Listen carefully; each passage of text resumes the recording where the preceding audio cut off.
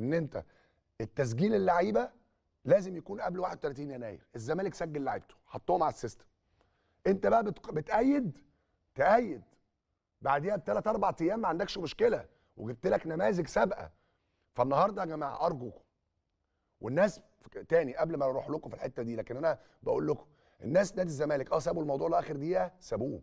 لكن جالك اتحاد الكوره ومعاه 5 مليون جنيه كاش. في قانون في البلد دي يا جماعه بيقول ان ممنوع ان انت تتعامل اي تعاملات رسميه مع اي جهه باكتر من 5 مليون جنيه كاش. ده قانون في الدوله. فالناس جت الساعه 11 ونص ب 5 مليون جنيه، بتقول لك خدها، بتقول له لا اديني 10. طب خد شيكات، لا مش هاخد منك شيكات. طب نادي الزمالك يعمل ايه؟ نادي الزمالك يعمل ايه؟ واي كلام تسمعوه غير كده تضليل.